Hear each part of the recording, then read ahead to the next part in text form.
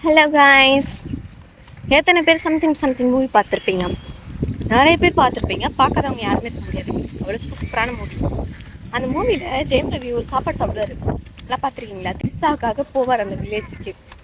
அதில் விவசாயம் பண்ணுறதுக்கு அதில் சாப்பாடு வந்து என்ன போடுவாங்கன்னா, ரைஸு கொஞ்சம் வந்து என்ன அது சில்லி பவுடர் போடுவாங்க, மிளகாத்தூள். அதிர்ஷ்டங்கிறது எப்போ வேணா வரும், எப்போ வேணா போகும்.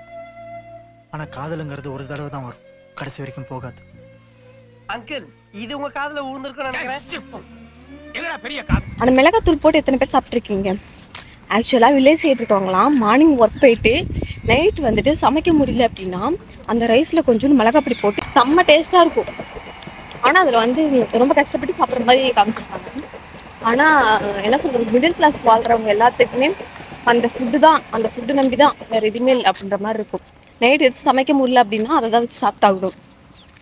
ரைஸு, ஆயிலு, அப்புறம் சில்லி பவுட்ரு, சால்ட்டு, அவ்வளோதான். ஆனால் செம்ம டேஸ்ட்டாக இருக்கும். நானும் சின்ன வயசில் சாப்பிட்ருக்கேன்ப்பா. எத்தனை பேர் இந்த மாதிரி சாப்பிட்ருக்கீங்க? நீங்கள் எத்தனை பேர் இந்த மாதிரி சாப்பிட்ருக்கீங்க? இப்படி சாப்பிட சொன்னால் நீங்கள் சாப்பிடுவீங்களா? ஆனால் எதுவுமே இல்லைன்ற பட்சத்தில் அதுதான் சாப்பிட்டாகணும், வேறு வழி கிடையாது.